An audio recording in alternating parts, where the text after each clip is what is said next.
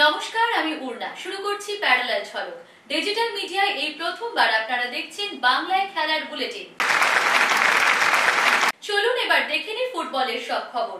ISL তো চলছে জোর কদমে, সেই সঙ্গে রয়েছে ভারতীয় ও বিশ্ব ফুটবলের নানা রকম খবর। আর এই সব খবর নিয়ে আমাদের বিশেষ সেগমেন্ট খেল সকার। যুব ভারতীতে ঐতিহাসিক প্রত্যাবর্তন, নিজেদের ঐতিহ্যকে আবার চেনালো ইস্টবেঙ্গল। প্রথমার্ধে দুর্দান্ত পাঞ্জাবের বিরুদ্ধে 2 গোলে পিছিয়ে পড়েছিল লাল হলুদ ব্রিগেড। সেই ম্যাচ কিনা ইস্টবেঙ্গল জিতল 4-2 গোলে। দ্বিতীয়ার্ধে প্রথম 20 মিনিটে লাল হলুদ ঝড়ে লন্ডভন্ড পাঞ্জাব। তখনই পরপর 4টি গোল। আসমির সুলজিক ও ভিদালের গোলে পাঞ্জাব এগিয়ে যায় 2-0 গোলে। কিন্তু হিজাজি, বিষ্ণু, ডেভিড ও একটি আত্মঘাতী গোলে প্রত্যাবর্তনের এক দুরন্ত ইতিহাস লিখল ইস্টবেঙ্গল। লাল হলুদ 3-2 গোলে এগিয়ে যাওয়ার পর লাল কার্ড দেখেন পাঞ্জাবের লুংডিং। তারপরই চতুর্থ গোল। 2 গোলে এগিয়ে গিয়েও বিধ্বস্ত পাঞ্জাব বাহিনী। 2 গোলে পিছিয়ে থেকে 4-2 গোলে জয় ইস্টবেঙ্গলের। এমন কামব্যাকে আপ্লুত সকলে। উচ্ছ্বসিত প্রাক্তন ফুটবলার অ্যালভিটো ডিকুনহা। অ্যালভিটোর নজরে সেরা এদিন পিভি বিষ্ণুই। লাল হলুদের পারফরমেন্সে অভিভূত বিকাশ পাজিও। দুর্দান্ত পারফরমেন্স, প্রত্যেক প্লেয়ারকে কংগ্রেচুলেশন জানাতে চাই, স্পেশালি কোচকে। যেভাবে সেকেন্ড হাফ, দেখো একবার যেমন আমরা ম্যাচ হারলে আমরা কোচকে ক্রিটিসাইজ করি, তো আমার মনে হয় এখানে কোচকে একটা ক্রেডিট দেওয়া উচিত। কারণ হচ্ছে ডেফিনেটলি উনি হয়তো টিম টকে হয়তো বুঝিয়ে দিয়েছে কোন জায়গায় কি ভুল হচ্ছে, আর ওই জায়গা থেকে প্লেয়ার্সরা কামব্যাক করেছে স্ট্রংলি। 20 মিনিটের মধ্যে 4টে গোল, অসাধারণ পারফরমেন্স। আর আমার মনে হয় আজকে ম্যান অফ দ্য ম্যাচ হয়তো ডেভিড হয়েছে। To me the turning point was বিষ্ণুকে নামানো। আনন্দ করছে, কারণ ইস্টবেঙ্গলের একটা সবসময় ছিল যে মানে যে টিমই খেলুক, ফার্স্ট টিম খেলুক বা এক্সট্রা প্লেয়াররাই খেলুক, কিন্তু ইস্টবেঙ্গল ইজ ভেরি ডেঞ্জার। সেটা আজকে আরেকবার প্রমাণ করে দিল প্লেয়াররা। এবং ফার্স্ট হাফের খেলা থেকে ফার্স্ট হাফ 2-0 ডাউন। আমার তো মানে গত 10 বছরে বোধহয় মানে এরকম রেজাল্ট মানে খুব কম দেখেছি। তাই সাপোর্টারদেরও ভালো লাগছে, এরকম খেলুক প্লেয়ার। কে আছে না আছে সেটা দেখার দরকার নেই। লাল হলুদ জার্সি পরে 11 জন খেলবে। দলের সঙ্গে গোয়া যাচ্ছেন গ্রেগ স্টুয়ার্ট। না, খুব একটা স্বস্তির খবর নয়। গোয়া গেলেও শুক্রবার এফসি গোয়ার বিরুদ্ধে স্টুয়ার্টের খেলার কোনো সম্ভাবনা নেই। তিনি সেখানেই রিহ্যাব করবেন। স্টুয়ার্টের চোট বেশ ভাবাচ্ছে মোহনবাগান থিঙ্ক ট্যাঙ্ককে। লিগ টেবিলের শীর্ষে থাকলেও মলিনাদের পরের প্রতিপক্ষ বেশ কঠিন। মঙ্গলবার জোর কদমে প্র্যাকটিস হলো। মূলত রক্ষণের বিরুদ্ধে আক্রমণ ভাগকে রেখেই হলো অনুশীলন। স্টুয়ার্টকে ছাড়াই জয়ের ধারা বজায় রাখতে মরিয়া টিম মোহনবাগান। মোহনবাগানের কাছে হারের পরই চাকরি গেল কেরালা ব্লাস্টার্স কোচ মিকাইল স্টারের। শেষ ম্যাচে মোহনবাগানের বিরুদ্ধে এগিয়ে থেকেও 3-2 গোলে হেরেছে কেরালা ব্লাস্টার্স। এরপরই কোচকে সরানোর সিদ্ধান্ত নিতে খুব একটা দেরি করল না কেরালা। একই সঙ্গে দলের 2 সহকারী কোচের সঙ্গে সম্পর্ক ছিন্ন করেছে তারা। নতুন কোচ না আসা পর্যন্ত রিজার্ভ দলের প্রধান কোচ টমাস জর্জের ওপরই কেরালা ব্লাস্টার্সের দায়িত্ব উঠেছে। চলে গেলেন ক্রীড়া সাংবাদিক অরূপ পাল। 61 বছর বয়সে প্রয়াত হলেন অজাতশত্রু সবার প্রিয় অরূপ। বঙ্গলোক, প্রাত্যহিক সংবাদ, এনি বাংলা, চ্যানেল 10 এবং আর্টেজ নিউজের মতো বিভিন্ন প্রিন্ট ও ইলেকট্রনিক মিডিয়ায় কাজ করেছেন সুনামের সঙ্গে। আনন্দবাজার পত্রিকায় লিখেছেন দীর্ঘদিন, লিখেছেন আজকালের খেলা পত্রিকাতেও। শেষ দিন পর্যন্ত কাজ করেছেন ইস্টবেঙ্গল সমাচারে। এই ম্যাগাজিনের সম্পাদক মণ্ডলীতে ছিলেন তিনি। ছিলেন কলকাতা ক্রীড়া সাংবাদিক ক্লাবের কার্যকরী সমিতির সদস্য। তার মরদেহ লাল হলুদ পতাকায় ঢেকে শেষ শ্রদ্ধা জানালো ইস্টবেঙ্গল ক্লাব। আগামী বুধবার ইন্টারকন্টিনেন্টাল কাপের ফাইনালে মেক্সিকান ক্লাব পাচুকার বিপক্ষে নামবে রিয়াল মাদ্রিদ। ইন্টারকন্টিনেন্টাল কাপের ফাইনালে ইউরোপিয়ান চ্যাম্পিয়ন হিসেবেই সরাসরি জায়গা করে নিয়েছে রিয়াল। শক্তি সামর্থ্যে রিয়ালের চেয়ে পাচুকা অনেকাংশে পিছিয়ে থাকলেও তারাও যে ফাইনালে নিজেদের সেরাটাই দেবে তা বলাই বাহুল্য। 2022 বিশ্বকাপ ফাইনালে আর্জেন্টিনা এবং ফ্রান্স মুখোমুখি হয়েছিল যে লুসাইল স্টেডিয়ামে, সেখানেই হবে ইন্টারকন্টিনেন্টাল কাপের ফাইনাল ম্যাচ। বেশ কিছুদিন ধরেই বাতাসে গুঞ্জন ভাসছিল যে ব্রাজিল ফুটবল কনফেডারেশনের সভাপতি হতে চান রোনাল্ডো নাজারিও। সেই গুঞ্জনই এবার সত্যি হলো। 2025 সালের মার্চ থেকে 2026 সালের মার্চের মধ্যে সিবিএফ এর সভাপতি পদে নির্বাচন হওয়ার কথা। সেই নির্বাচনে প্রতিদ্বন্দ্বিতা করার কথা গত সোমবার আনুষ্ঠানিকভাবে ঘোষণা করেন ব্রাজিলের সর্বকালের অন্যতম সেরাই ফুটবলার। পাশাপাশি তিনি এও জানান, সিবিএফ সভাপতি হয়ে তিনি দেশের ফুটবলের গৌরব পুনরুদ্ধার করতে চান। পারদ চড়ছে বর্ডার গাভাস্কার ট্রফি নিয়ে। সেই সঙ্গে তো রয়েছে 22 গজের অন্যান্য সব খবর। ক্রিকেটের যাবতীয় খবর নিয়ে আমাদের বিশেষ সেগমেন্ট লে ছক্কা।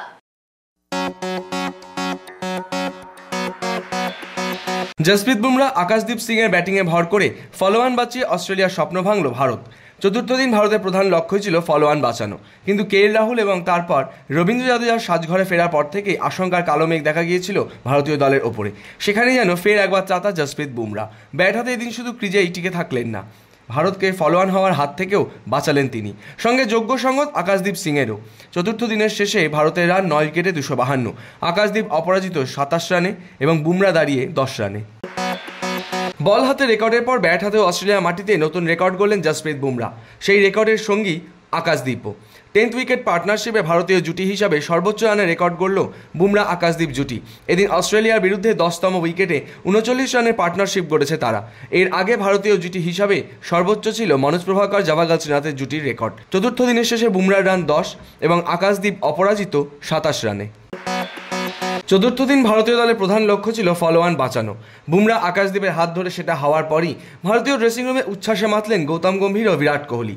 যে চাপ তাদের উপর ছিল তা কেটে যাওয়ার উচ্ছ্বাসের ছবি এদিন ফুটে উঠেছিল গম্ভীর কোহলিদের চোখে মুখে, আর সেই ছবি সোশ্যাল মিডিয়ায় রীতিমতো ভাইরাল। চতুর্থ দিনের শেষে ক্রিজে রয়েছেন বুমরা ও আকাশদীপ। গাব্বাতেও ব্যর্থ রোহিত শর্মা। আউট হতেই হতাশার বহিঃপ্রকাশ ভারতীয় দলের তারকা অধিনায়কের। তৃতীয় দিন KL রাহুলের সঙ্গে ক্রিজে ছিলেন তিনি। বৃষ্টি বিঘ্নিত ম্যাচে সেদিনও পুরো ম্যাচ হয়নি। চতুর্থ দিনের শুরু থেকে ফলোয়ান বাঁচানোর লক্ষ্যে KL রাহুল এবং রোহিত শর্মার দিকেই নজর ছিল সকলে, কিন্তু সেখানেই 10 রানে থামতে হয়েছে ভারত অধিনায়ককে। এরপরই মাঠ ছাড়ার সময় নিজের হতাশা লোকাতে পারেননি হিটম্যান। বাউন্ডারি লাইনের পিছনেই ছুড়ে ফেলে নিজের গ্লাভস দুটো। রোহিতের এমন ঘটনা দেখার পর সোশ্যাল মিডিয়াতে অনেকেই তার অবসরের গুঞ্জন শুরু করে দিয়েছেন। ব্রিসবেনে ভারত অস্ট্রেলিয়া তৃতীয় টেস্ট ধীরে ধীরে ড্রয়ের দিকেই এগোচ্ছে। পরিস্থিতি এমন যে 4টি ইনিংস হওয়াও প্রায় অসম্ভব হয়ে উঠেছে। তার কারণ সেখানকার আবহাওয়া। ব্রিসবেনে ভারত অস্ট্রেলিয়া তৃতীয় টেস্টে বিঘ্ন ঘটিয়েছে বৃষ্টি। পঞ্চম দিনও বৃষ্টির আশঙ্কা রয়েছে, সেই সঙ্গে রয়েছে বন্যার সতর্কতাও। টেস্ট ক্রিকেটকে বিদায় জানালেন টিম সাউদি। হ্যামিল্টনে ইংল্যান্ডের বিরুদ্ধে 423 রানের জয়ের দিনই লাল বলের ফরম্যাট থেকে অবসর নিলেন তিনি। নিউজিল্যান্ডের অন্যতম সেরা ক্রিকেটারের তকমা রয়েছে টিম সাউদির গায়ে। 107টি টেস্ট খেলার পাশাপাশি নিউজিল্যান্ডের পেসার হিসাবে দ্বিতীয় সর্বোচ্চ উইকেট রয়েছে তার। 391টি উইকেট রয়েছে টেস্টে। এছাড়া নিউজিল্যান্ডের ক্রিকেটার হিসাবে ঘরের মাঠে সর্বোচ্চ উইকেটের মালিকও তিনি। অবসরের দিন আবেগতাড়িত এই কিউই পেসার মাঠে আসবেন, তবে ক্রিকেটার হিসাবে আর নয়, ফ্যান হিসাবেই এবার খেলা দেখবেন নিউজিল্যান্ডের। ইডেন গার্ডেন্সে ঝুলন গোস্বামীর নামে একটি স্ট্যান্ডের নামকরণ হতে চলেছে। মঙ্গলবার ইডেন গার্ডেন্সে তার আনুষ্ঠানিক ঘোষণা হয়ে গেল। পাশাপাশি আরও একটি স্ট্যান্ডের নামকরণ হবে কর্নেল নীলকান্তন জয়াচন্দ্রন নায়ারের নামে। মঙ্গলবারের অনুষ্ঠানে হাজির ছিলেন তার পুত্র শিবন জয়াচন্দ্রন। সিএবি সচিব নরেশ ওঝা ও chief of Eastern Command lieutenant general RC Srikanth এদিন তাকে সংবর্ধনা জানান। সিএবি থেকে এই সম্মান পাওয়ার জন্য উচ্ছ্বসিত ঝুলন গোস্বামীও। যখন এই মাঠে যখন খেলেছি, প্র্যাকটিস করেছি, কোনোদিন এই জিনিসটা নিয়ে ভাবিনি। সবসময় অ্যাজ এ স্পোর্টস পার্সন আমাদের চিন্তাধারা থাকতো যে মাঠে নেমে কীভাবে ভালো খেলবো, কীভাবে টিমকে জেতাবো, কীভাবে আরও ভালো প্রিপারেশন হবে যাতে আমরা টুর্নামেন্টগুলো ভালো খেলতে পারি, চাই ডোমেস্টিক হোক ইয়া ইন্টারন্যাশনাল হোক, বা যেখানে তোমার একটা এরকম একটা বড় হিস্টোরিক্যাল গার্ডেন মানে মাঠ যেখানে যেটা বললেন 100 বছরের কাছাকাছি হতে চলে, 90 বছর হচ্ছে, সেই মাঠে তোমার নামে স্ট্যান্ড হবে। ওয়ার্ল্ডের মানে সব থেকে পুরনো স্টেডিয়ামের মধ্যে একটা স্টেডিয়াম, সেখানে তোমার নামে স্ট্যান্ড হবে। আমার মনে হয় না পৃথিবীতে আর কোনো মহিলার নামে স্ট্যান্ড আছে, হয়তো গেট আছে আমি শুনেছি 2-1 জায়গায়, কিন্তু স্ট্যান্ড মাঠের ভেতরে কোনো মেন স্ট্যান্ড হয়নি। সেটা হিউজ সম্মান, অনেক বড় সম্মান। মহিলাদের অনূর্ধ্ব 15 ODI trophy champion Bangla. Adrija ও তরিতার ব্যাটিংয়ের দাপটে প্রথমে ব্যাট করে বাংলা করে 157 রান, জবাবে পাঞ্জাব থেমে যায় 110 রানে।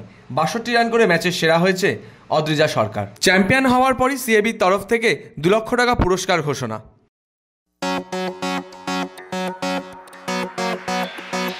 শুধুমাত্র ফুটবল ক্রিকেট নয়, এছাড়াও রয়েছে অন্যান্য খেলার যাবতীয় সব খবর, আর সেসব নিয়ে আমাদের সেগমেন্ট উইং প্লে।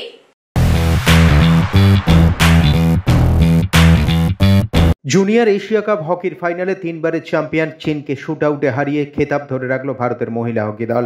গ্রুপ লিগের ম্যাচে যে চীনের কাছে হারতে হয়েছিল দীপিকাদের, এদিন ফাইনালে সেই কঠিন প্রতিপক্ষকেই শুট আউটে 3-2 ব্যবধানে হারিয়ে টানা দ্বিতীয়বার চ্যাম্পিয়ন হয়ে মাঠ ছাড়লেন ভারতের কণিকা সাক্ষী ইশিকারা। চ্যাম্পিয়ন হওয়ার পর তাঁদের জন্য আর্থিক পুরস্কারও ঘোষণা করেছে হকি ইন্ডিয়া। মাত্র 18 বছর বয়সে দাবায় বিশ্ব চ্যাম্পিয়ন হয়ে রেকর্ড গড়েছেন ভারতের ডি গুকেশ। সম্প্রতি ডিং লিরেনকে হারিয়েছেন তিনি। এবার শোনা যাচ্ছে আগামী বছর অর্থাৎ 2025 সালের 26শে মে থেকে 6ই জুন পর্যন্ত চলা নরওয়ে দাবা প্রতিযোগিতায় অংশ নেবেন গুকেশ। আর সেখানেই তিনি মুখোমুখি হবেন বিশ্বের 1 নম্বর দাবাড়ু ম্যাগনাস কার্লসেনের। এটা যে গুকেশের কাছে নিঃসন্দেহে একটা বড় চ্যালেঞ্জ, তার বলার অপেক্ষা রাখে না। 2025 সালের 10ই আগস্ট ভুবনেশ্বরে অনুষ্ঠিত হতে চলেছে বিশ্ব অ্যাথলেটিক্সের একটি কন্টিনেন্টাল ট্যুর ইভেন্ট। এটি মূলত ব্রোঞ্জ পর্যায়ের একটি আন্তর্জাতিক টুর্নামেন্ট। 2004 সালে দিল্লিতে হওয়া হাফ ম্যারাথন চ্যাম্পিয়নশিপের পর এই মিটই এদেশে আয়োজিত প্রথম বড় কোনো প্রতিযোগিতা হতে চলেছে। ট্র্যাক অ্যান্ড ফিল্ডের বিভিন্ন ইভেন্টই থাকবে এই প্রতিযোগিতায়, তেমনটাই জানিয়েছে জাতীয় অ্যাথলেটিক্স ফেডারেশন।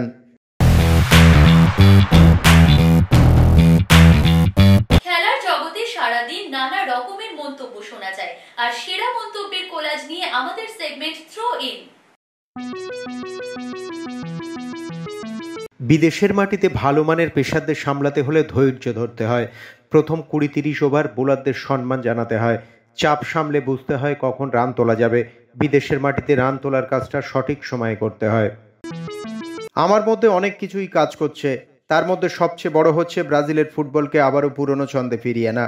আমার সঙ্গে যা হচ্ছে সেটা হলো মানুষ আমাকে রাস্তায় দাঁড় করিয়ে খেলায় ফিরে আসতে বলে, কারণ জাতীয় দলের অবস্থা এখন খুব একটা ভালো জায়গায় নেই। মাঠেও মাঠের বাইরে কিছুই ঠিক নেই। আমি সব রকমভাবে চেষ্টা করেছিলাম, সময় নিয়েছি সেই কারণেই। শুরুতে অনেক সময় নিয়ে খেলছিলাম, এমন পরিস্থিতিতে আগে কখনো পড়তে হয়নি। কি হচ্ছে বোঝার চেষ্টা করছিলাম, কিভাবে খেলবো ভাবছিলাম। কখনো ভালো খেলেছি, কখনো খেলা তৈরি করতে পারিনি। প্যারালাল ঝলক আজ এ পর্যন্তই। আপনাদের সঙ্গে দেখা হচ্ছে আগামী দিন।